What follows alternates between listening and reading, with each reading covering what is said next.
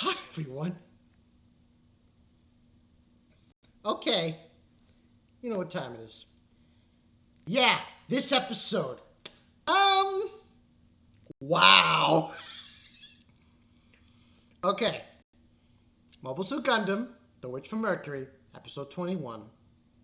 What we can do now. Next week's episode's called The Woven Path. Okay. Now, before we get into this, I need to say this right off the bat about two characters. Gruel, I can't say this guy's name for the life of me. Jerdirk, and Miorine Rembrandt. I know this term has been used in certain reviewers, King Lightning, people, when they do, a character video and they say the rise and fall of this character. Now, Suletta is on the rise. Miorine,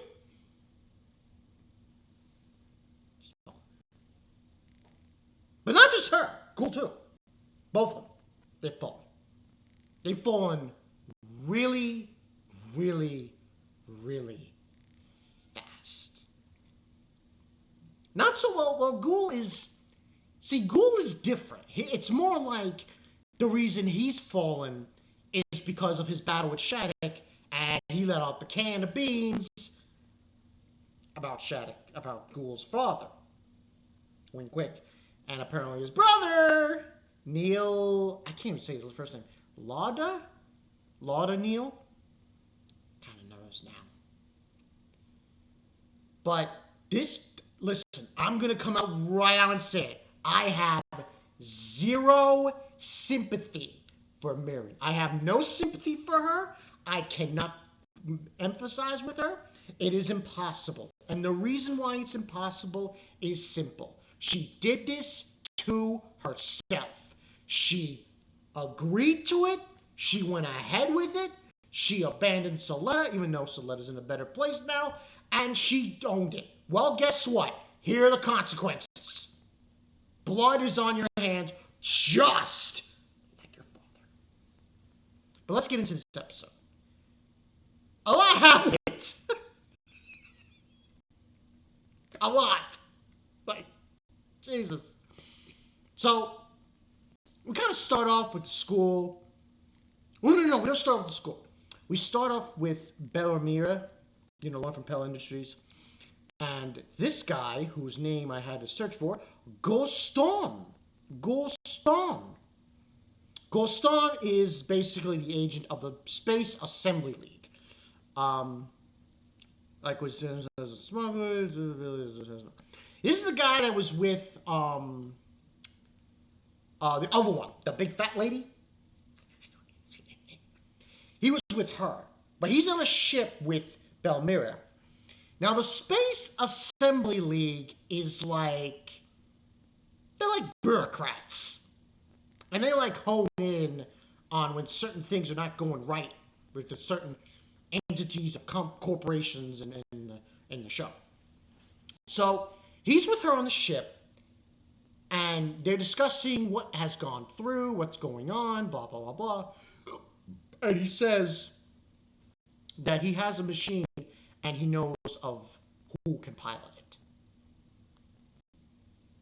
We find out later in the show who this is. Wink, wink. It begins with the letter S. So after that, we get a few other interesting things happen. We get mostly the school, and we see that everyone's upset, the attack, and the school's a mess. It's just like, holy shit, man. It was like a shitstorm right through here. But we see students are suffering, they're upset, and here's Suletta walking around trying to ask people if they have a towel or a blanket. And the one girl who had very little interaction with Suletta, all of a sudden decides to say hello. Cecilia, everyone's dark waifu with the nice legs.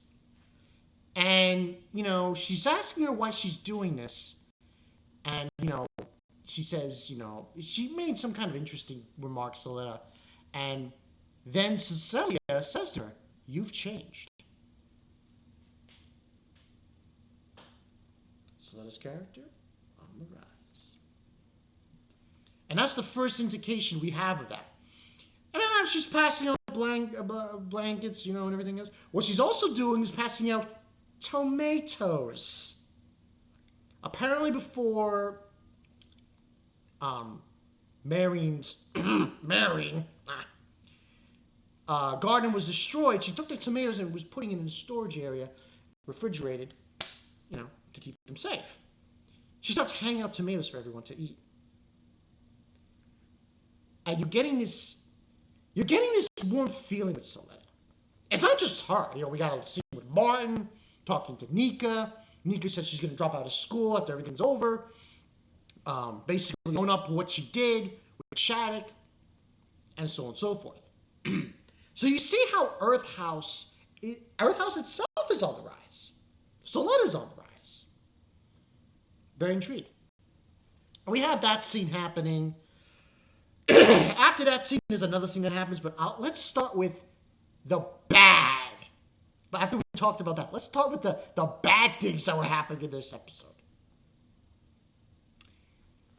I said in the beginning of this video that I have no sympathy for Mercury, and I'm sorry.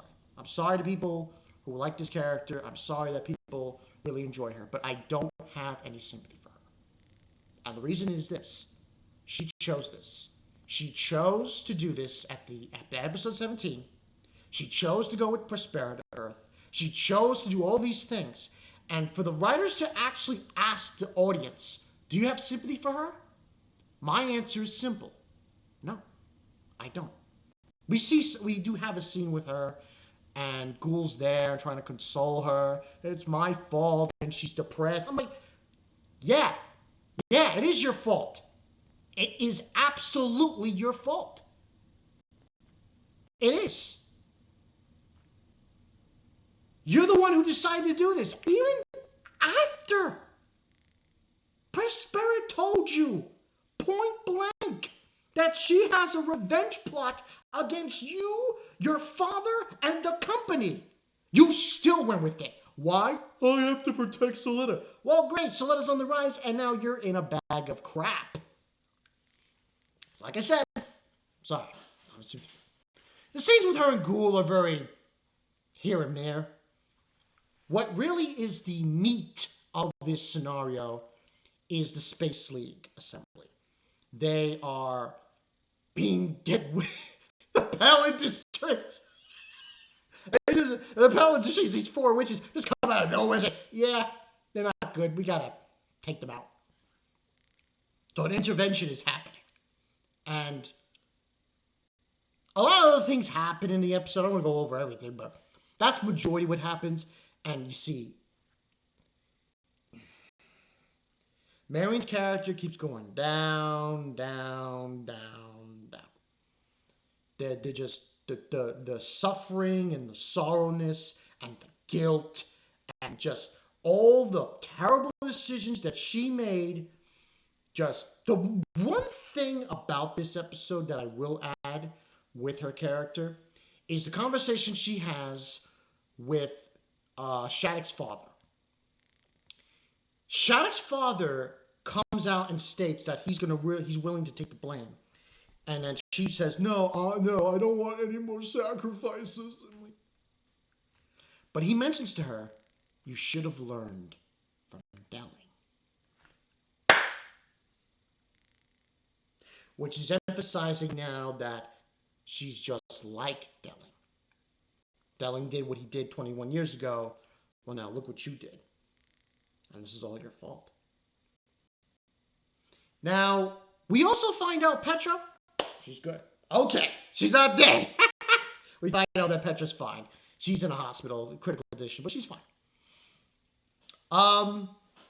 The other part of this episode is when Gustav, I'm going to call him Gustav, he shows up with Belmira to confront Suletta. They want to talk to her about this zero quiet system and everything in between. Legit. Suletta spills the beans on what she is. Everyone in the room, by the way, her friends from Earth's house, they are shocked by this revelation, which is to be expected. She's a replicant. She's a copy. Like, it's, come on. Anyone would be surprised by that. Now, this boils ahead, and basically what it illustrates to is the fact that they want her to pilot another Gundam. The name of the Gundam is Cambran? I don't know the actual name, specifics, but supposedly read that the name has relevance in Shakespeare and in King Arthur. That makes sense. But they say that they want her to pilot it, Gustav and Belmira. There was another scene I want to mention, which is the conversation between Shattuck and Miorine, which results in Shattuck saying he did these things for Earth, to Earth and space, trying to coexist and have better harmony, but, come on, dude, it's not working. And he's basically saying that he's taking the full blame. He doesn't want his girlfriends to be executed or anything like that, but, Mary says, oh, I'm guilty too. But that's all that happens in that scene. The majority of the episode then focuses on this. Now, everyone is throwing daggers at Maria, specifically Nika, about how her irresponsibility about creating clones of Eland and all that jazz. And she apologizes for it. She's really regretful here. Because she even says to them that she should have died 21 years ago. Now, listening to this conversation is Eland, the actual Eland, not Eland 4 or 5. Eland 5, I'm guessing this is Eland, the original. I'm not really sure. Because I know the other Eland left. But he's willing to go with her. So, this is all boiling down to the fact that they're going to try to stop her mother. But as Suletta mentions to them, she probably can't stop her with words. At least that's what is being illustrated here. Now, yeah, that's what she says. So she has to pilot this Gundam and defeat her or something along those lines. Now, the problem is Gundam is very powerful and, it could kill her, but they're still probably going to try. So we see that Earth Group is in unison in helping her and whatnot. While this is going on, we get our first look at the Quiet Zero system. I've never seen a more ominous looking battleship in my life. It's not even a battleship. It's not. You know what it is? It's a ship that houses Ariel. Now, I know this one scene kind of reminiscent to me to Gundam Wing. Because it felt like it was like mobile dolls. Those mobile dolls in Gundam Wing were controlled by humans. This is controlled by a Gundam that is unmanned. So really, it's not the same thing. But regardless of the fact, what ends up happening is she controls these mobile suits, attacks the assembly group, Space Assembly League. It's not even a contest. They use the data storm and it just freezes everyone. The ships, the mobile suits, they get annihilated. It's not even funny. And then Miru's like, she's bawling her eyes out. I'm like, writers, just stop. I'm not going to feel any sympathy for this character. But that's the episode. Oh, one more part. Guel's brother. He's standing in front of Gundam I don't want to say Schwarzenegger. I kind of want to say that. Swit? And saying, it's her fault, Miorine. I'm like, great! She's going to die now. Overall, I thought this was a great episode. Showing Suletta's growth and full maximum output. Showing that she's willing to now go pilot this Gundam to stop her mother. And so on and so forth. But I question Mary now because I don't see any purpose. I think her character is at the bottom of the bottom. She has hit rock bottom. And I just don't see how this can continue. Honestly, I think she might die. It is a very strong possibility she might die in the next couple of episodes. By Guel's brother. If this happens, holy crap. And here's the thing about Guel's brother, Landra. He's probably going to kill her and his brother. Because his brother killed his father and marrying her Petra and the whole school thing. And it's just like, it's a lot to unpack. Overall, I give this a 10 out of 10. But, man, it's just... I have to give kudos to the writers because when you look at what's going on with Miorine, it's almost as if you could honestly say this. Yeah, Prospera got her revenge because now all the blame's on Miorine and she feels like crap and guilt.